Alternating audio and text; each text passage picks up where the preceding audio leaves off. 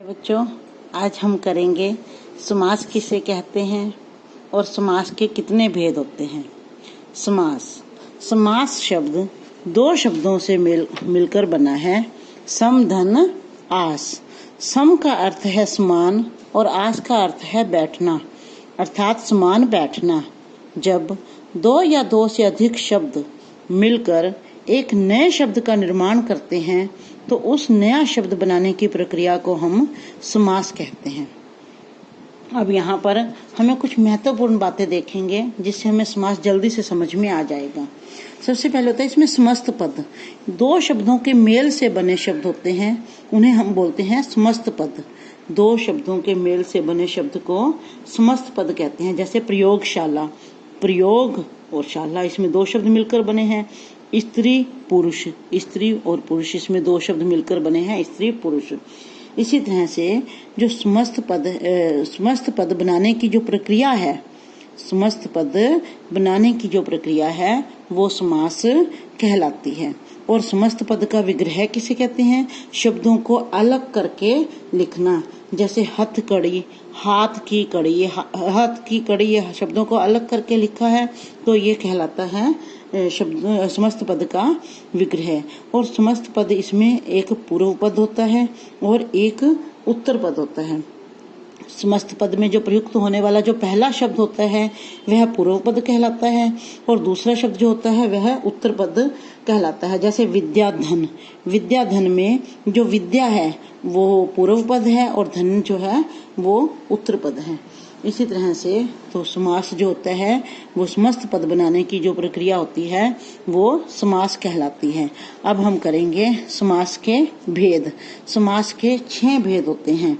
कौन कौन से होते हैं? तत्पुरुष समास, द्विगु समास, द्वंद्व समास, अव्ययी भाव समास, कर्मधारय समास और बहुव्रीहि समास। तो सबसे पहले है, जैसे हम करेंगे तत्पुरुष समास। जिस समस्त पद में उत्तर पद प्रधान हो, यानी कि दूसरा पद प्रधान हो तथा दोनों पदों में कारक के विभक्ति चिन्ह का लोप हो तो वहां पर कौन सा समास होता है? तत्पुरुष समास। जिस समस्त पद में उत्तर पद प्रधान हो तथा दोनों पदों में कारक के विभक्ति चिन्ह का लोप हो वहां तत्पुरुष समास होता है। जैसे यजशाला, यज के लिए शाला। जैसे और हो गया स्वर्गगत, स्वर्ग को गत, यहाँ पर को विभक्ति चिन्ह का लोप है। यज के लिए शाला, तो के लिए कौन सा है? संप्रदान का तत्पुरुष है तो इसमें के लिए का विभक्ति चिन्ह का लोप हो गया है। पाप मुक्त, पाप से मुक्त, इसमें अपादान विभक्ति चिन्ह का लोप है। राजपुत्र, राजा का पुत्र, तो इसमें कौन सा कारक है, कौन सा समास है? संबंध तत्पुरुष समास। शिवालय, शिव का आलय, तो यहाँ पर है जो संबंध तत्पुरुष समास है। इसी तरह से दूसरा है द्विगु समास। द्विगु समास में क्या है? जिस समस्त पद में पहला पद संख्यावाची हो, जिस समस्त पद में पहला पद संख्यावाची विशेषण हो वहां द्विगु समास होता है। जैसे तिरंगा, 3 रंगों का समूह, तो यहाँ पर 3 रंग क्या है? पहला पद क्या है? ये संख्यावाची है। इसी तरह से अगर हम बोलते हैं चौराहा, 4 राहों का समूह। त्रिकोण, 3 कोणों का समूह। तो पंचवटी, 5 रत्नों का समाहार। नवरत्न, 9 रत्नों का समाहार। त्रिवेणी, 3 वेणियों का समाहार। तो ये क्या है? इसमें जो पहला पद है वो संख्यावाची है। तो आगे है द्वंद्व समास। अब द्वंद्व समास में क्या होता है? जिस पद में दोनों पद प्रधान हो, यानी कि पहला पद भी प्रधान हो और दूसरा पद भी प्रधान हो। जैसे अगर घर में मम्मी पापा हैं तो मम्मी कहते हैं मैं घर की प्रधान हूँ, पापा कहते हैं मैं प्रधान हूँ। भाई बहन है तो भाई कहते हैं मैं घर का प्रधान हूँ, बहन कहती है मैं घर की प्रधान हूँ।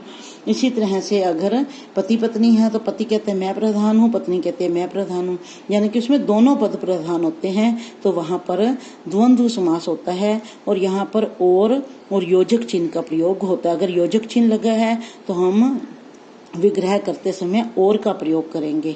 अगर विग्रह किया हुआ है तो हम उसको समस्त पद बनाते हुए योजक चिन्ह का प्रयोग करेंगे। तो जैसे इसमें उदाहरण है पाप पुण्य, पाप और पुण्य। सुख दुख, सुख और दुख। माता पिता, माता और पिता। सीताराम, सीता और राम। नमक मिर्च, नमक और मिर्च। तो आगे है अव्ययी भाव समास। अव्ययी भाव समास है जिस समस्त पद में पूर्व पद अव्यय हो तथा प्रधान हो वहाँ अव्ययी भाव समास होता है। और अव्ययी भाव समास में जो है इसमें पहला जो पद होता है वो प्रधान होता है और उपसर्ग का प्रयोग होता है। जैसे यथाशक्ति, शक्ति के अनुसार, आजीवन, जीवन भर। आ क्या है इसमें, वो है आ जो है इसमें उपसर्ग है। भर पेट, पेट भर कर, भर क्या है, उपसर्ग है। यथाशक्ति, यथा क्या है, उपसर्ग है। तो इसमें और क्या होता है, इसमें जो होता है और इसमें शब्दों की पुनरावृत्ति होती है। शब्द जैसे रातों रात, तो पतली पतली, दिनों दिन, तो यहाँ पर शब्दों की क्या है, पुनरावृत्ति हो रही है। तो यहाँ पर कौन सा समास है, अव्ययी भाव समास है। आगे हम करेंगे कर्मधारय समास। तो जिस समस्त पद में परस्पर उपमेय, उपमान और विशेषण विशेष्य का संबंध होता है वहाँ कर्मधारय समास होते हैं। जैसे उदाहरण है महापुरुष, महान है जो पुरुष। और इसमें एक याद रखने योग्य बात होती है, इसमें है जो और विग्रह करते समय है जो और के समान का प्रयोग होता है। जैसे महापुरुष, महान है जो पुरुष। महाराजा, महान है जो राजा, तो है जो का प्रयोग हो रहा है। काली मिर्च, काली है जो मिर्च। चंद्रमुख, चंद्र के समान मुख। मृग नयन, मृग के समान नयन। महात्मा, महान है जो आत्मा। तो यहाँ पर है जो और के समान का प्रयोग हुआ है। तो ये है कर्मधारय समास। आगे है बहुव्रीहि समास। तो बहुव्रीहि समास में क्या है, जिस समस्त पद में दोनों में से कोई भी पद प्रधान न हो, कोई अन्य पद ही प्रधान हो, तो वहां पर बहुव्रीहि समास होता है। तो बहुव्रीहि समास में क्या होता है, जैसे नीलकंठ, नीला है कंठ जिसका। अब इसमें ना नील प्रधान है ना कंठ प्रधान है। नीला है कंठ जिसका अर्थात शिवजी भगवान। अंशुमाली, अंशु है माली जिसका, अंशु होता है किरण, तो यहाँ पर किरणों का मालिक कौन है, सूर्य भगवान। लंबोदर, लंबा है उदर जिसका, अर्थात श्री गणेश भगवान जी। गिरिधर, गिरि को धारण करने वाला श्री कृष्ण जी। दशानंद, दश है आनंद जिसके, अर्थात रावण। चक्रधर, चक्र को धारण करने वाला, अर्थात श्री कृष्ण। तो यहाँ पर दोनों पद प्रधान ना होकर कोई अन्य ही पद प्रधान होता है, तो वहाँ पर बहुव्रीहि समास होता है।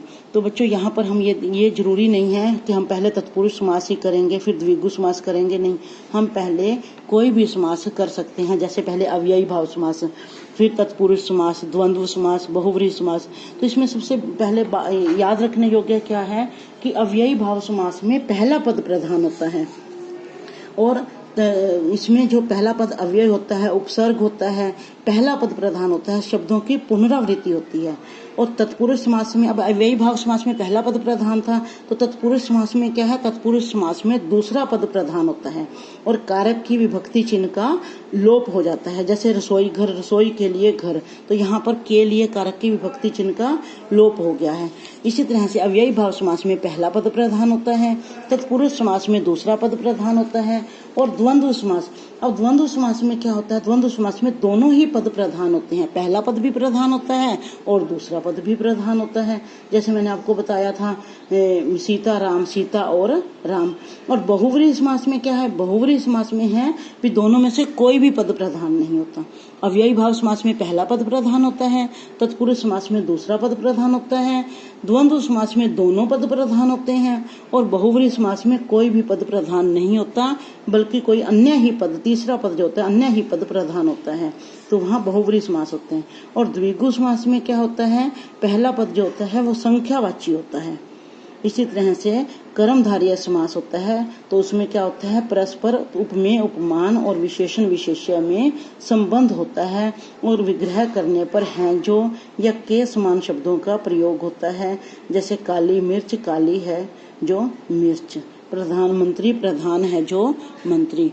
तो इसी तरह से बच्चों आपने समास करने हैं और उसको अच्छी तरह से पढ़ना है। उम्मीद है आपको समझ आ गई होगी। मैं आपको एक बार जूम क्लास में भी समझा दूंगी। धन्यवाद।